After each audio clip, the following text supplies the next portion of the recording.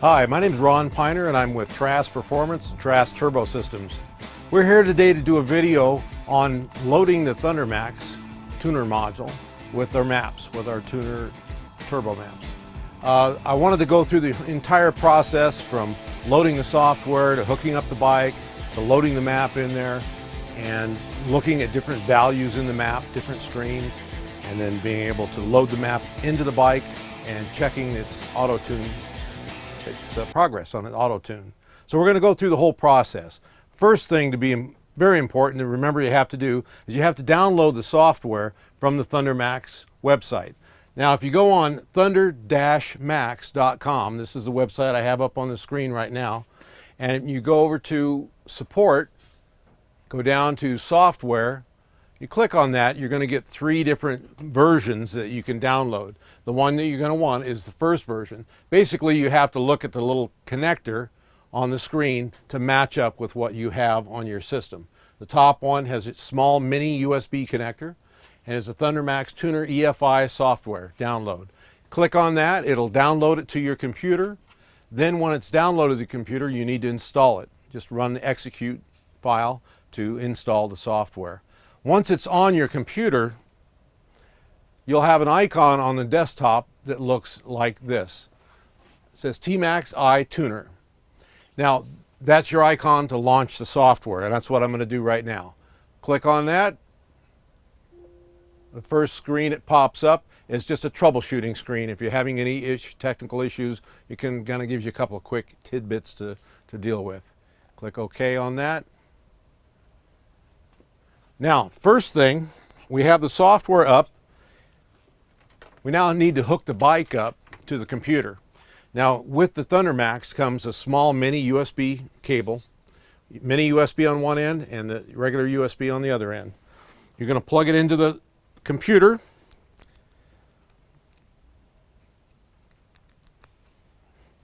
And then on the bike, the ECM, in this case underneath the seat, it's got a small port on the top of it for you to plug in your mini USB port.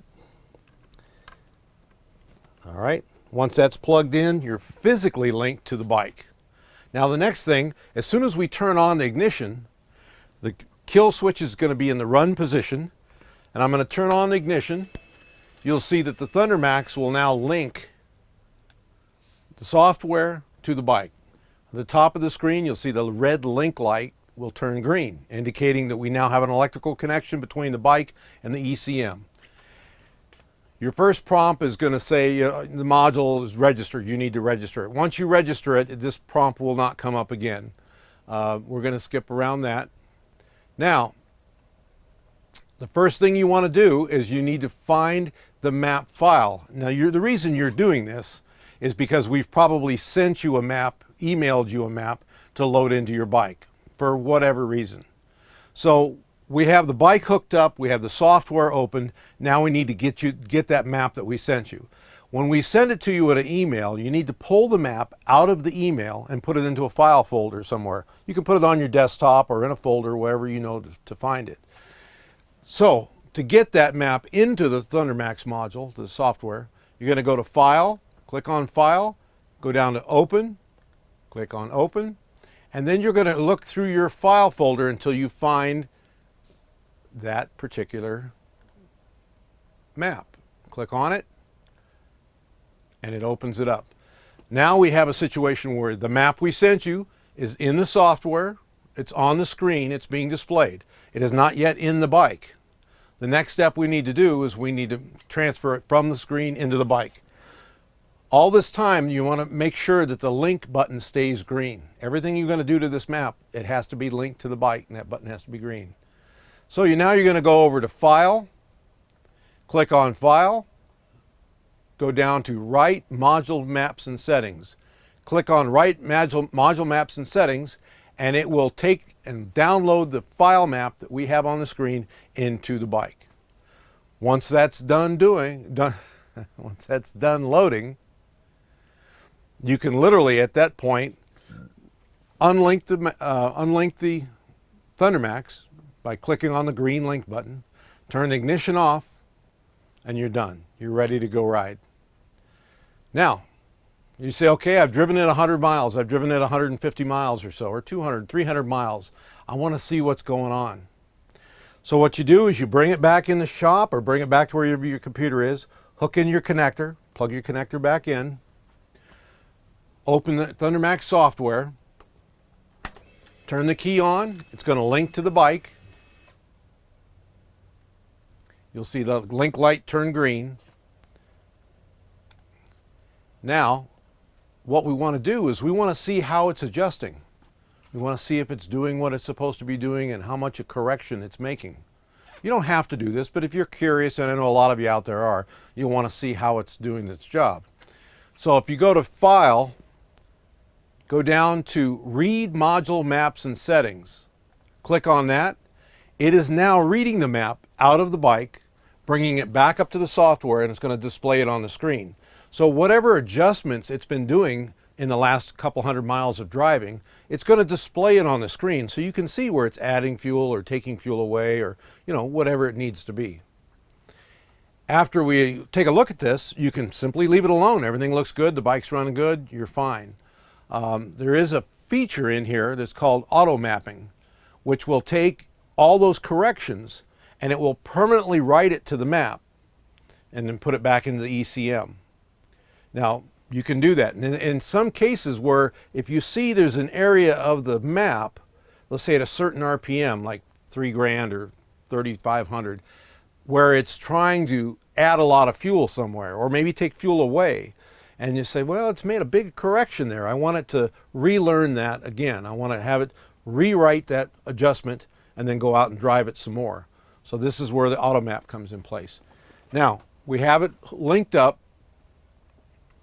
We go up to map editing. And the very first one, it says auto map. Write learned fuel adjustments, CLP offset. Click on that.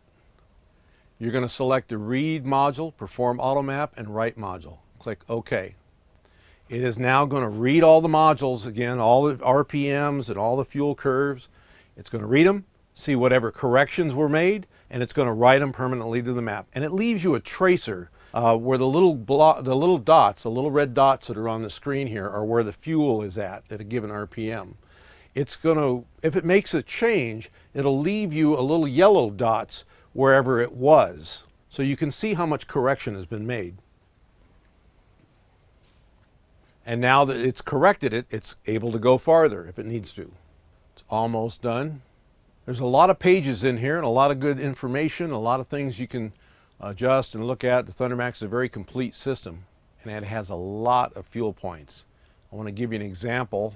I'm clicked on front cylinder fuel, 1536 RPM, and I'm going to kind of go down through this map. Well, I don't see any corrections. This bike didn't have any corrections. It's pretty much spot on, which I kind of expected that. This bike's had several miles on it and it's been auto mapped, so I'm not showing you, it's not reflecting any corrections now. So the map is very tight. There's a couple of things that I do want to show you how to check that are specific to turbo applications. Now, if you've had a ThunderMax and a naturally aspirated bike, you don't have to do this kind of stuff. But on a turbo application, there's a couple extra features. First of all, we have a 2-bar map sensor. That 2-bar map sensor is measuring the amount of boost pressure that's in the engine, and it's taking and adding fuel based on that boost pressure. And at the same time, it's also retarding timing based on that fuel pressure. So I want to show you real quick a couple of pages. First, the air-fuel ratio curves. In the tuning maps box, you go down to fuel correction versus boost. Now on this page, it shows you along the bottom of the graph the boost pressure. Along the left-hand side, going up the side of the graph, the fuel percentage increase. And this kind of goes up in a diagonal arc. This indicates that as you see more boost, it's adding more fuel. So that page has to look very similar, very, very similar to what you see right here on the screen. You can see the screen now, you can see the fuel as it goes up in boost, and here's the boost values represented here. As it goes up in boost, the fuel goes up in delivery. It's adding a lot of fuel. It's adding a lot of fuel because when you're making that kind of horsepower, it takes fuel. No free lunch, right? The other page is the timing versus boost page. It's underneath the ignition timing maps, timing versus boost. This is 0. Below that is -degrees, which means it's how many degrees of timing is being pulled out of it. Above that is timing that's being added to it. We start out at 0. Now this is above and beyond the normal timing maps. When it sees boost pressure, it retards the timing by this value. And what we have here is kind of a stair step going down, down, down, down, down. This bike's normally set up for 8 pounds of boost, which would be right in this neighborhood right about here. And you can see it's 6 degrees of timing is being pulled out at 8 pounds of boost.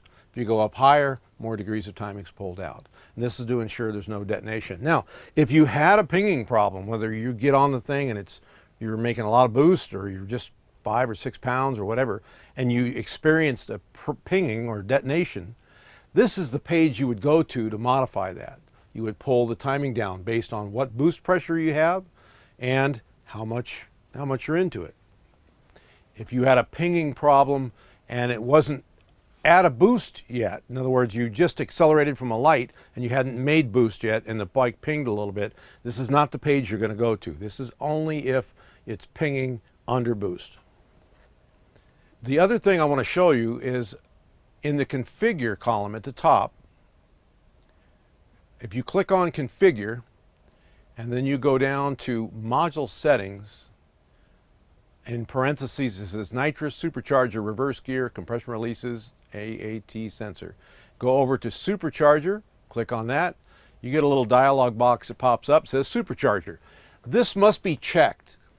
This has a check box and it has to have a check mark in it. This is telling the ThunderMax that I have a 2-bar map sensor and I want you to read it. I want to activate it. So obviously the 2-bar is selected. Once that's selected, you just hit OK and it turns on that 2-bar and it knows to read it. If that's not selected, it doesn't know to read it. And think about a turbocharged engine. If you don't add fuel and you don't retard the timing, you don't have an engine for very long.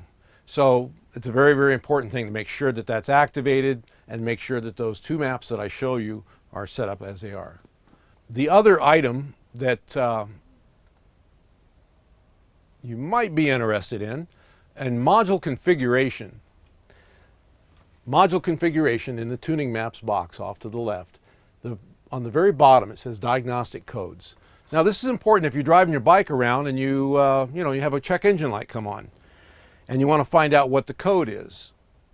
That's a diagnostic code that's stored in the bike's ECM. If you click on Diagnostic Codes, it brings up this page. There are 5 pages of diagnostic codes. If any of those codes, either in the current column or in the historic column, there's something in there other than OK, that indicates that either there is a current problem, meaning that the code is active and that's going on right now, or if it just shows historic, that means that something happened at one time, it triggered a code, but the problem went away, but it recorded that historic code. So that's very good information, especially if you're accelerating on the freeway on-ramp and all of a sudden the check engine light comes on and goes back off. It might have just captured a historic code, even though the code isn't presently activated. So you can go through these pages and it says what the codes are. It gives you a brief description of what the codes are. And it gives you a number sequence that you can reference from a Harley book or from ThunderMax info on what these codes are. And there's 5 pages of them. So once that is okay and you don't see anything in there, hit Clear Diagnostic Codes and close that out. The other thing in module configuration is basic settings. Basic settings, if you click on that, you get the basic settings page, which gives you stuff that you might want to change, might want to play with a little bit. I don't recommend doing that. I don't ever recommend you playing with my maps. But if you do, you want to make sure that you record what you do, so that if you have to go back and put it back to where it was, that you can do that. But for example, rev limiter. You can change the rev limiter on this page. You can change the accelerator pump fuel. You can change the speedo calibration. You can change the idle RPM. There's a lot of other items on here that you're not going to want to mess with, frankly, and not unless I tell you to.